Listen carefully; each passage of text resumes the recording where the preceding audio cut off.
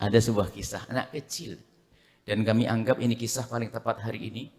Karena hari ini adalah zamannya setan, handphone, dan media sosial. Maka kisah ini kisah Buya anggap kisah sangat penting. Ada satu sahabat Nabi yang pernah saya kisahkan dan mungkin sudah sering mendengar. Kisah seorang sahabat muda namanya Tha'labah bin Abdurrahman. Seorang anak muda umurnya 14-15 tahun. Saking cinta Nabi. Jadi cinta Nabi di dalam hati itu mengaruhi perilakunya. Kalau jalan cepat. Jadi kalau disuruh Nabi itu cepat. Kayak orang buru-buru aja. Kalau ditanya, Tha'labah ngapain kamu kayak buru-buru? Iya, sebab setiap aku disuruh Nabi kan berarti aku ninggalkan Nabi. Aku pengen cepat selesai lalu aku bisa melihat Nabi lagi. Wassalamualaikum Nabi Muhammad. Jadi kalau berjalan tuh yang dihayalkan Nabi tok. Sehingga yang namanya Tha'labah itu tampak ceria terus wajahnya hampir selalu dihiasi dengan senyum. Karena terbayang di hatinya siapa? Rasulullah. Dari sini yuk kita mulai. Bayangin Rasulullah biar senyum tuh. Makanya kalau kita ngelihat orang cemberut tok, jangan-jangan dia lagi lihat jin dia. Capek ya? Nah, coba Tha'labah senyum. Karena kebayang siapa? Baginda Nabi Muhammad, Nabi Muhammad, dikit-dikit Nabi Muhammad, pergi Nabi Muhammad. Sampai beliau kalau tidur di masjid itu menghadap ke pintu yang bakal dimasuki oleh Rasulullah. Supaya apa? Pertama kali melihat Nabi waktu Nabi keluar dari kamar dari rumahnya. Allah. Kayak anak kecil bangga, aku lihat duluan. Wow. Dengan hati. Suatu ketika Tha'labah bin Abdurrahman itu disuruh oleh baginda Nabi untuk hajat Rasulullah. Ya Tha'labah, kau pergi ke sana selesaikan hajat ini. Pergilah Tha'labah bin Abdurrahman melewati ganggang kota Madinah. Di saat melewati ganggang kota Madinah, tanpa disengaja ada angin berhembus. Rumah Madinah zaman itu jangan dibayangin yang sudah umroh gedung-gedung megah hari ini, enggak. Rumah dengan pelepah kurma, dengan pintu yang sangat sederhana. Karena rumah sangat sederhana, di saat ada angin berhembus, terbukalah itu pintu. Di balik pintu sana ada kamar mandi yang sederhana, hanya ditutup dengan kain. Di situ ada wanita yang lagi mandi. Di saat angin berhembus, pintu terbuka, tersingkaplah itu kain. Tha'labah ada di situ. Melihat wanita di balik kelambu, langsung membuang mukanya. Langsung yang ngebayang Nabi. Namanya anak kecil, belum begitu ngerti gimana cara menyelesaikan maksud. Yang jelas dia takut aja. Nabi pasti tahu, pasti mendapatkan wahyu ngasih tahu aku begini. Malu dia, saking malunya bingung dia. Malu kalau matanya telah melihat yang tidak baik. Bingung dia, bingung. Nabi nunggu. Di waktu sholat ditunggu tidak ada itu Tha'labah. Sholat yang kedua tidak ada. Sholat berikutnya tidak ada. Lalu tanya, ya Umar, ya Salman, mana Tha'labah? Nggak ada. Coba cari. Dubek di kota Madinah, nggak ada. Lalu Nabi mendapatkan wahyu. Setelah itu kurang lebih nanti 40 hari pada akhirnya. Lama. Hilang Tha'labah itu. Cuma nggak tahu sebabnya apa, tiba-tiba hilang. Lalu Nabi mengatakan, coba kau cari di antara bukit itu. Antara dari Mekah, Madinah menuju Mekah. Di antara dua bukit itu, Tha'labah dari sana. Salman Al-Farisi dengan Sayyidina Umar pergi ke tempat tersebut. Dicari. Ada perkampungan sana. Lihat setiap ada sesuatu yang bergerak di dekat itu. Gerombolan kambing, ada penggembalanya di dekat. Oh bukan. Bukan. Cuma Nabi ngisyaratkan di sini. Ditanya, hei Pak penggembala kambing, kamu lihat anak kecil? Enggak. Terus di ujung, sudah habis enggak ada ini. Tanya, wahai penggembala kambing. Apakah Anda melihat ada anak-anak kecil? Oh banyak anak-anak di sini orang kampung itu. Oh bukan. Ada anak yang asing dari sini. Cirinya gimana? Cirinya anak itu adalah periang, senyum. Penggembala kambing berkata, kalau orang seperti itu aku tidak melihat. Ada orang yang aku lihat orang asing di sini. Anak kecil, umur 14-15 tahun. Cuman orangnya cengeng, nangis. Dia di situ tuh. Dia naik ke atas bukit. Kemudian kalau sore turun di sini.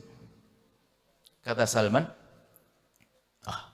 nggak mungkin. Tha'labah orangnya riang, bukan dia kayaknya. Kata Umar, ya juga. Cuman kata Sayyidina Umar, bisa jadi coba kita lihat. Di mana Pak biasanya Pak? Di sana di bukit itu. Umar mau naik, Sayyidina Umar. Di stop. Kata penggembala kambing, jangan naik. Kalau kau naik dia tambah lari. Kenapa? Anak itu sepertinya takut dengan manusia. Terus bagaimana aku bisa melihat dia? Wahai penggembala kambing, kau sembunyi, kamu berdua sembunyi di balik batu ini. Nanti setiap menjelang maghrib dia mendekati ke sini. Kemudian aku siapkan susu sudah biasa itu gelasnya. Aku beri segelas susu. Setelah minum dia lari lagi ke atas. Betul. Ditunggu oleh Sayyidina Umar sama Sayyidina Salman. Tidak lama kemudian ada yang turun. Mendekat kepada penggembala kambing langsung dikatakan, nggak ngomong, nggak mau diajak ngomong, nangis. Minum susu, langsung mau lari. Sayyidina Umar sama Sayyidina Salman melihat ini. Semakin dekat. Kayak benar. Langsung teriak. Thalabah bin Abdurrahman. Kaget. Siapa kamu?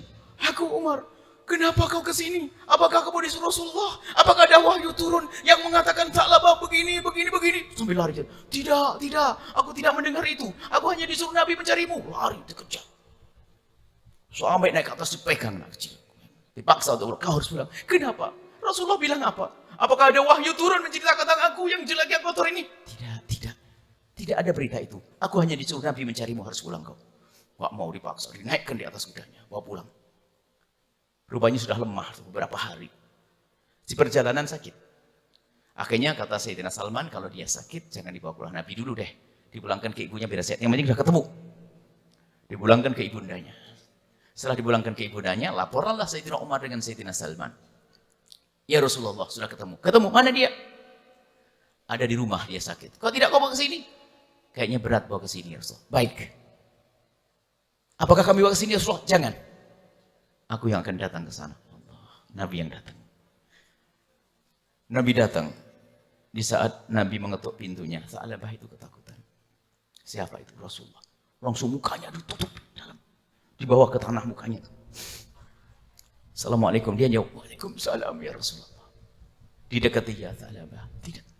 Ya Rasulullah, jangan dekat ke saya. Saya kotor. Tidak ya Rasulullah. Kemudian Rasulullah mendekat dan disiapkan paha suci beliau. Oh enaknya kalau kita di pangkuan Rasulullah. Diangkat kepala Tha'labah ke pangkuan baginda Nabi. Ternyata Tha'labah di saat seperti itu nurunkan kepalanya lagi. Enggak mau di pangkuan Nabi, dia naikkan lagi, turun lagi. Ya Tha'labah, kenapa ya Tha'labah? Duduk, taruh kepalamu di pangkuan. Tidak ya Rasulullah. Di pangkuanku. Tidak ya Rasulullah. Aku malu. Tidak pantas kepalaku ini di pangkuan sucimu, kepala yang telah menyimpan mata kotor itu ya Rasulullah. Nangis ya. Dosanya begitu, tapi tahu diri. Dosanya cuma begitu, tapi tahu kita hari ini banyak dosa, ngaku dekat Nabi, nggak malu kita ini. Dia hanya begitu saja malu dengan Nabi, meletakkan kepalanya di pangkuannya, nggak berani, diturunkan, dipaksa Nabi. Kau di sini. Apa yang kau lakukan ya Tha'labah? Kau sampai seperti itu. Cerita ya Rasulullah, aku begini. Nabi tersenyum. Ternyata dia kan tidak sengaja. Cuma namanya anak kecil, takut tidak bisa melihat Nabi. Lalu apa yang kau inginkan ya Tha'labah? Ya Rasulullah, aku ingin diampuni oleh Allah. Kau sudah diampuni. Apalagi kau ingin? Aku tidak ingin kau tinggal ya Rasulullah. Mendengar pertanyaan itu Nabi menjawab, Tha'labah, engkau tidak akan aku tinggal selamanya. Senang itu. Ya Rasulullah, aku merasakan di antara kulit dan dagingku seperti ada semut yang merayap. Kata Nabi, Tha'labah, itu sakaratul maut. Ucapkan kalimat thayyibah. La ilaha illallah. Ditalkin Nabi ucap la ilaha diikuti. La ilaha illallah. Ditalkin la ilaha illallah. Tiba-tiba Nabi merasakan beban kepala Tha'labah di pangkuannya dan Tha'labah sudah wafat. Ditutup oleh Nabi. Setelah itu apa kata Nabi? Nabi memandikannya. Nabi mengkafaninya. Nabi menyolatinya. Nabi menghantarkan jenazahnya ke kubur. Sampai di saat Nabi menghantarkan jenazah ke kubur disaksikan oleh Sayyidina Abu Bakar, Sayyidina Umar. Nabi itu jalannya aneh jinjit begini ini. Sampai Sayyidina Abu Bakar berkata, ya Rasulullah, kenapa jalanmu seperti itu? Ini tempat luas. Sayyidina Nabi berkata, wahai Abu Bakar, wahai Umar, aku melihat malaikat pada turun memenuhi tempat ini sehingga aku hampir tidak bisa berjalan. Sallallahu alaihi wasallam. Diantarkan ke kubur, Masya Allah. Rahasia apa sampai Nabi datang? Rahasia cinta yang tulus bukan ngaku-ngaku. Tanda cinta Nabi gampang ngerasa nggak pantas dengan Nabi. Tanda cinta Nabi gampang ngerasa aku banyak dosa. Aku nggak pantas, mataku kotor. Bagaimana dengan handphone kita hari ini? Hei hamba Allah yang aku cinta Nabi. Bagaimana internet kita hari ini? Hei orang aku cinta Nabi. Apakah kita berani buka handphone kita di depan orang? Saat kita nonton YouTube, bolehkah YouTube kita linkkan kepada 1000 orang di kiri kanan kita kalau kita merasa ustadz? Jangan-jangan ini ustadz atau ini nonton YouTube yang tidak boleh dilihat orang lain. Karena sebetulnya dia harus malu. Karena nonton yang tidak pantasnya. Kita perlu jujur ini. Zamannya zaman rusak, zaman media sosial, zaman YouTube, zaman internet, zaman ini.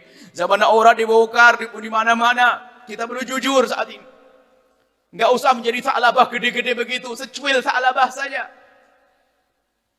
Sa'labah hanya melihat sepintas begitu, tapi merasa bersalah. Ini yang perlu kita lihat. Kalau sudah ada cinta di hati, takut ditinggal Rasulullah. Karena apa? Tidak ada dosa yang dilakukan kecuali menjadi penghalang. Makanya kalau pecinta Nabi sedang melakukan kesalahan itu gundahnya setengah mati. Seperti Anda yang sangat mencintai suamimu, wahai salehah, sangat mencintai sungguhnya. Tiba-tiba Anda melakukan kesalahan. Dan suami Anda bakal tahu apa yang terjadi. Anda bingung. Anda akan meminta maaf. Anda akan membayar dengan pengabdian bermacam-macam. Karena serius cinta kita. Kecuali cinta palsu. Nggak peduli. Inilah yang perlu kita hadirkan saat ini dengan Rasulullah. Jangan ngaku-ngaku aja deh hati kita. Kalau urusan kita bersalah dan berbuat dosa, ya kita manusia. Tapi sebaik-baik orang berdosa segera menyesali dosa kita. Minta ampun kepada Allah di tengah malam. Bayangkan Nabi Rasulullah. Kita ingin melihat Nabi. Di padang mahsyar kita ingin dikiring dengan Nabi. Di surga kita ingin melihat wajah Nabi. Nah, ini maulid kita semacam itu. Nah, kalau sudah orang cinta Nabi, lihat. Seperti Tha'labah bin Abdurrahman. Maka kami merasa kisah Tha'labah ini adalah kisah yang harus digedekan di hari ini. Urusan mata. Kadang hadir maulid Nabi pun tak tahunya nonton yang nggak jelas. Ini kan ngaco namanya. Masih sempatnya karena sudah hobi naudzubillah. Kami ingat juga masalah film kotor, porno dan segala macam. Itu adalah merusak mental. Merusak mental hari ini kita bertemu dengan orang-orang yang mengerti dalam hal ini. Akan kewalahan kita di saat anak kita bebas dengan urusan semacam itu. Sehingga otaknya, mukanya manusia, otaknya binatang. Sehingga bagaimana kalau dalam Islam kan mahram. Seorang anak nggak akan syahwat dengan ibunya. Seorang saudara nggak akan syahwat dengan saudara. Cuma gara-gara tontonan yang nggak benar. Seorang anak pun lihat ibunya syahwat. Bahkan mungkin mengintip karena tontonan yang kotor. Makanya hati-hati. Jangan dibebaskan anak-anak kita untuk nonton-nonton. Untuk membawa hal-hal yang bisa menyurus ke sana. Dan jangan dengar fatwa picisan ustadz-ustadz ngaco yang mengatakan bahwasanya nonton film porno kalau untuk suami istri nggak apa-apa. Ngerusak itu nggak boleh. Karena sesungguhnya seorang yang biasa nonton yang demikian itu, sehingga di otaknya adalah bukan istrinya. Bayangan, sehingga dia selalu menganggap istrinya nggak akan memenuhi kepuasannya. Seorang suami pun dimana-mana. Rugi kalau Anda, seorang istri mengajari suami nonton itu, kesimpulannya apa? Kamu tidak seperti dia, hai istriku. Terendahkan, dan memang itu dilarang. Itu nggak baik, jangan. Tapi semakin kita menjaga dari hal-hal yang diharamkan. Ingat Nabi, maka semakin indah rumah kita.